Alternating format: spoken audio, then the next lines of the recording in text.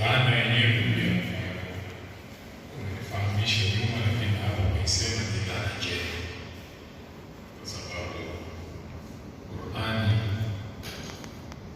ndio iliyowainua wale wote walioipokea, wakajifunza, wakaifanyia kazi, wakaiishi, wakatoka kwa watu wasiotambulika kabisa katika eneo lao, wakaja kuwa watu waliotawala dunia. Ikawa imeendana na yale maneno ya Mtume sallallahu alaihi wasallam kwa kitabu hiki kinanyanyua watu na wengine kinawashusha.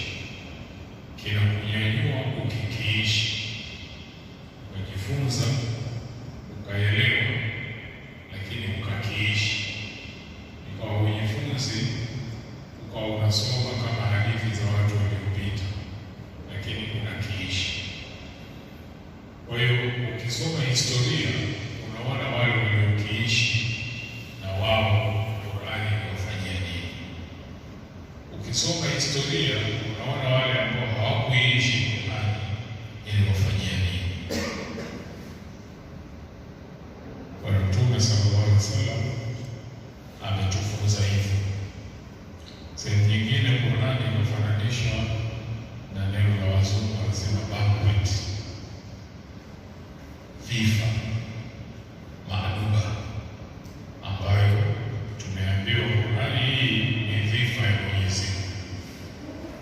Kwa hivyo jifundisheni, chukueni kwenye ile dhifa kiasi mnachoweza.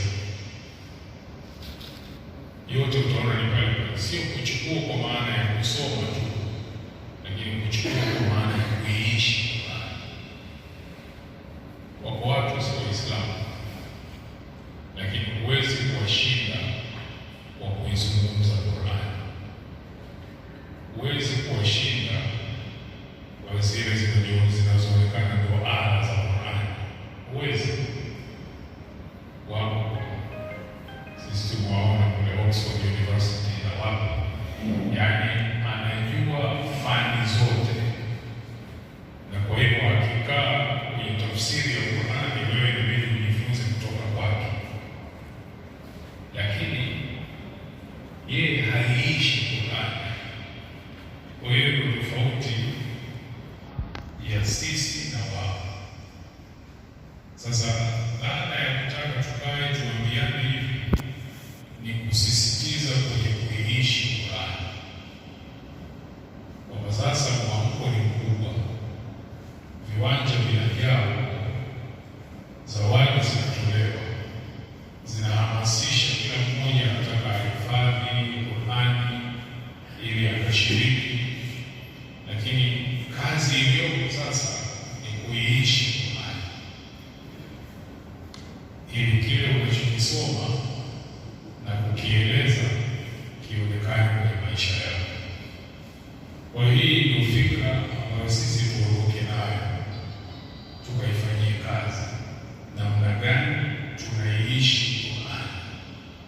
Tuna kazi ya kuisoma, kazi hiyo inafanyika na walimu siku zote, lakini tuna kazi ya kuiishi. Maneno ya Mtume sallallahu alaihi wasallam anasema Qur'ani shafa, kwamba Qur'ani Mungu ameipa nafasi ya kuwa inamuombea mtu shifa, lakini sio kwa nafasi ya kuombea tu, lakini pia ina nafasi ikiomba inakubaliwa. Sasa ni dhahiri haiwezi kuwa inamuombea yule aliyoisoma tu, hapana. Hapa itakuwa dhahiri yule aliyoisoma akaiishi Qur'ani, mpaka akasema kwamba man ja'alahu amamahu qadahu ila al-janna, yule ambaye Qur'ani ataiweka mbele kwenye maisha yake. Na utaona mbele hapa sio kusoma tu, kuiishi Qur'ani itamuongoza moja kwa moja impeleke wapi? Peponi. Lakini yule mwenye kuiweka nyuma, man ja'alahu khalfa dhahri saqahu ila an-nar, atakaiweka nyuma, hiyo sasa itakuuza kupeleka katika moto. Kwa hiyo the difference iliyo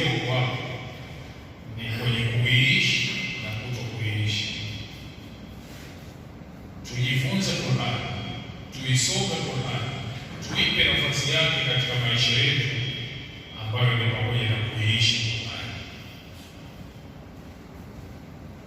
Tukifanya hivyo tutakaa kwenye mstari ulio sawasawa. Lakini pia kwenye kuiishi kuna jambo la kuzingatia. Tunaambiwa Qur'ani ilipokuja mpaka kwenye wingu wa dunia, kutoka pale kwenye mashia tunajua ilikuwa sasa inateremka munajjam ala hasabi waqa'a. Kila kukiwa kuna tukio fulani, sasa ndio kinakuja kipande fulani kinatolewa kinapelekwa. Nikishiria pale Shawafumani Kiroba anasema nikitokea tukio anaambiwa sasa mzee wa Jibril na Mwenyezi Mungu amechukua kipande hiki mpelekee. Kwa hiyo namna hii ina maana gani? Maana yake na sisi tunapoishi Qur'ani tuishi pia kwa kujua zama tulizomo. Itatusaidia sana. Lakini tukitaka kuishi Qur'ani kama tuko kwenye karne ya 7, tutaona kabisa kama vile ni jambo haliwezekani. Tuishi Qur'ani tukijua tuko karne ya 21 inayokwenda kwenye karne ya 22. Ikifika mwaka 2101 hiyo itakuwa karne ya 22. Sasa hivi tuko 21. Yako mambo katika karne ya 21 mpaka dunia itaisha, bado majawabu yake yako ndani ya Qur'ani. Lakini sasa sisi tukiishi Qur'ani kwa kuelewa zama hizi tulizo nazo, tutaweza kwenda vizuri. Tukiishi kwa kutokuelewa, mambo yatakuwa magumu sana. Hayo yatatusaidia kwa sababu sisi sote tunajua moja ya sharti ya swala ni kujua kuingia kwa wakati wa swala. Si ndio mshehe? Ukiswali swala ya alasiri nje ya wakati wake, swala yako hiyo itakuwa haipo.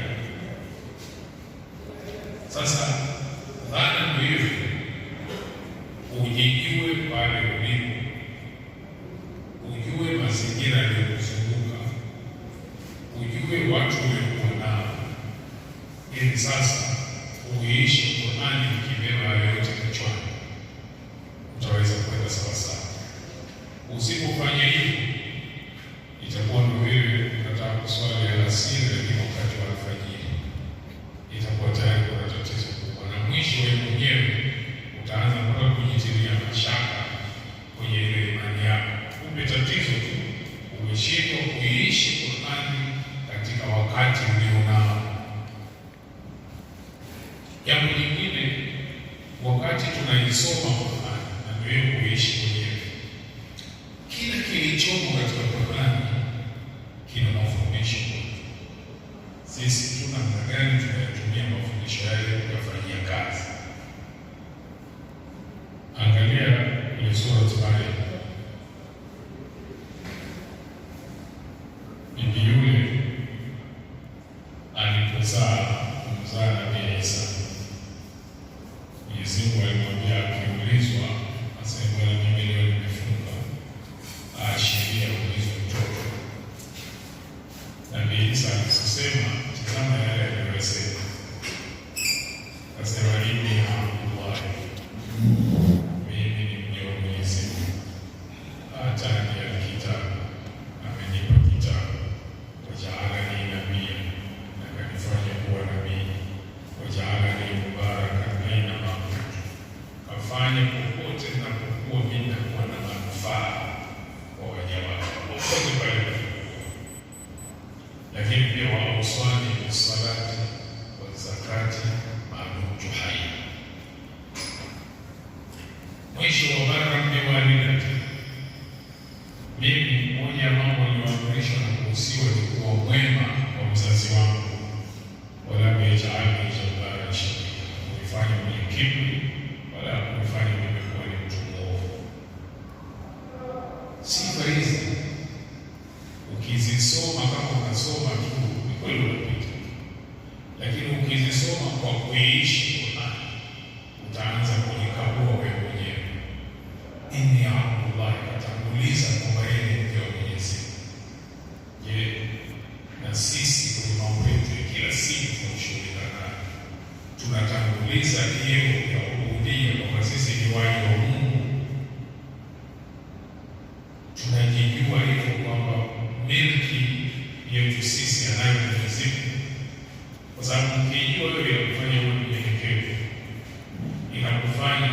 usiseme naenda kupoteza wakati, kwa sababu wewe una wakati wa kupoteza. Lakini yeye anasema atani ya kitabu ambao ni Injili.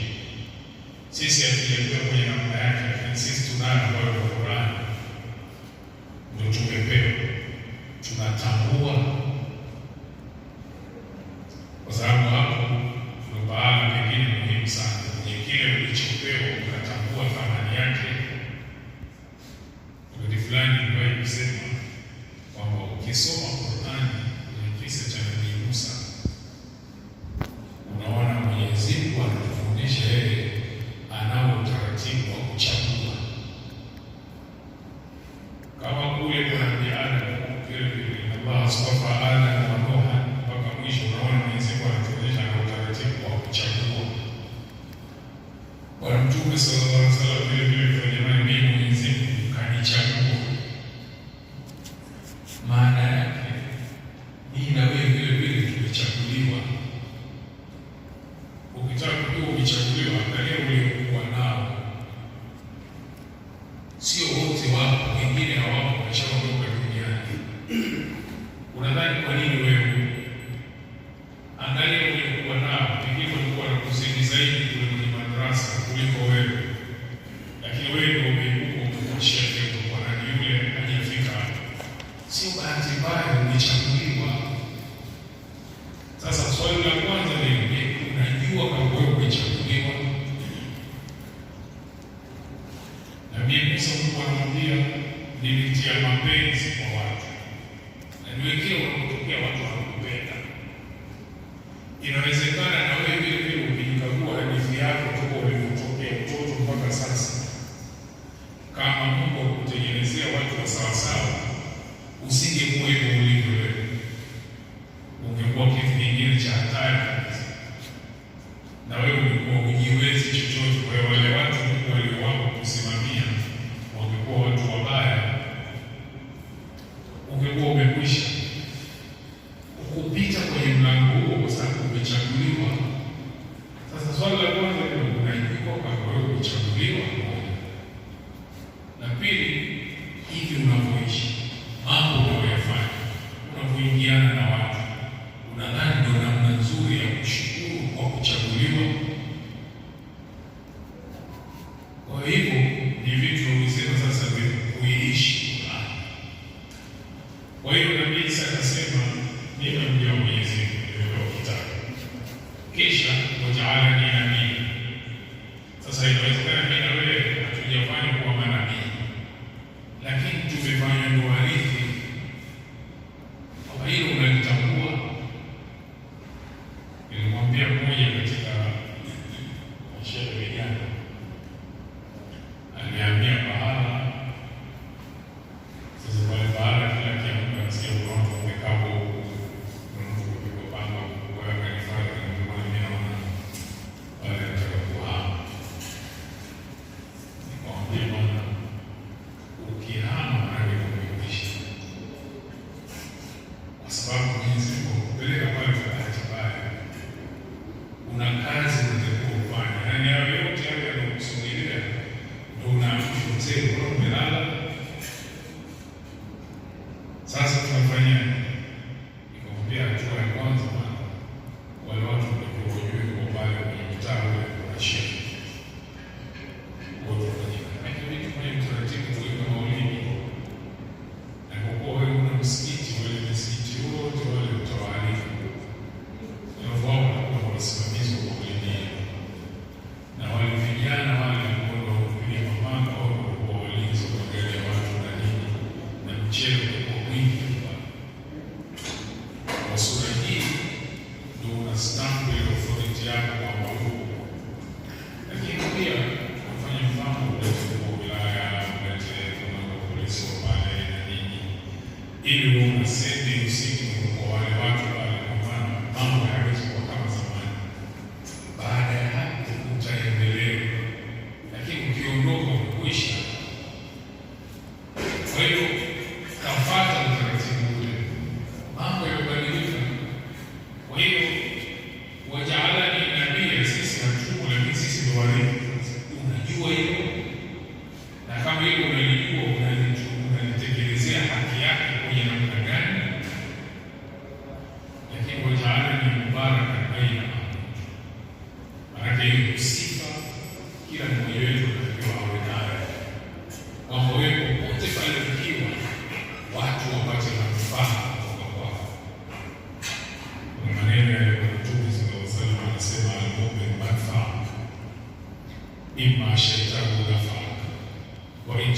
kitabu unafaa kwamba muumini ni manufaa.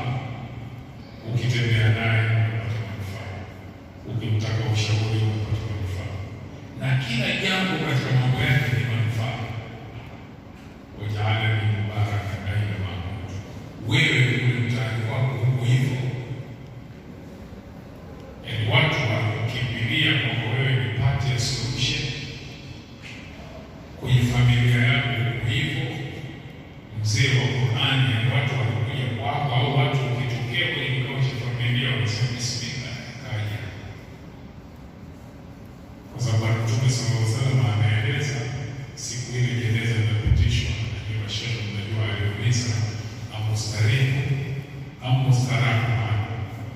Huyu anapitishwa, huyu anakwenda kuzikwa, yeye ndo anastarehe na tabu za dunia, au watu sasa wanastarehe na tabu zake? Wewe ukiambia ujikabure, uko upande gani? Ule kwenye familia, wewe ni watu, ukitokea watu wanasema alhamdulillah kaja, au ukitokea wanaambiana jamani anakuja, kila mtu sasa akae na nguvu wake, atujue wataleta nini. Sehemu nyingine Mtume amesema khairukum man yurja khairukum wa yukman sharrukum. Wewe uko upande gani? Wajaalani mubaraka aina maabudu. Kwa hiyo nayo ni sifa, tusisome tunapita, tuiishi Qur'ani. Wa uswani bisalati wa zakati ma dumtu hayya, hakuna muda wa kupumzika. Sasa tukizingatia namna hiyo tukaiishi Qur'ani, itathibiti yale maneno ya Mwenyezi Mungu kwa kitabu hiki, kunyanyua kauli na zingine kuporomoka, lakini kunyanyuka ni kwa kuiishi Qur'ani. Kwa sisi tuiishi Qur'ani. Kwenye sura hii mbele tunaona mazungumzo ya Ibrahim na babake. Babake alikuwa muumini sana, hakuwa muumini, lakini angalia ile lugha, anatumia neno ya abad. Kwenye Kiingereza huko wanatofautisha, wanasema kuna neno ndani na kuna neno ndani, inavutwa kidogo. Ile ndani inavutwa ndio ya abad, inaonyesha mapenzi, huruma, ukarimu. Neno ndio babake kwa wana baba, vipi hivyo unafanya sio sawa? Mpaka pale mbele kamwambia inni tajaani min al-ilmi ma lam ya'ti. Mimi bwana nimenijia elimu kutoka kwa Mwenyezi Mungu ambayo haijakufikia. Lugha ya kawaida wakati wa sisi bwana, wewe kama unachojua ujue lolote. Mzee wewe unachojua kabisa, unataka unisikilize mimi. Yeye anasema hivi, tukiishi Qur'ani, hii ndio namna ya kufanya conversation na wakubwa wako, kufanya mazungumzo na wazazi wako, hata kama wewe uko sawa sawa. Lakini anasema inni tajaani min al-ilmi ma lam ya'ti fattabi'ni, basi nakuomba baba nifuate, nitakuongoza. Hata mzee alitoa maneno ya jeuri makali ya kumkata kabisa, bado Nabii Ibrahim kasemaje? Kasema bwana, mimi salamu alaykum. Anaagana na baba yake vizuri kwa mwana. Sasa anaama, lakini juu ya hivyo sasa mtaendelea kuombea Mwenyezi Mungu akuongoze. Tukiishi Qur'ani, hii ndio namna yetu ya mazungumzo, tutakapokuwa tunazungumza na wazazi na wakubwa zetu. Kwa hiyo kwa ujumla, mimi nirudi tena kumpongeza Sheikh wa Sheikh na Ibukawi kwa fikra hii, na matarajio yangu mwakani itakuwa kubwa zaidi kwa wale wanaoshiriki na kuandaa kila kitu. Tutawaita tuzungumze nao kuiishi Qur'ani ili tuweze kutatua mengi yanayojitokeza. Tunao vijana ambao wamehifadhi vizuri, tunawatumia kama maimamu wewe, lakini kwa sababu ya kutokuiishi Qur'ani vile inavyotakiwa, huyo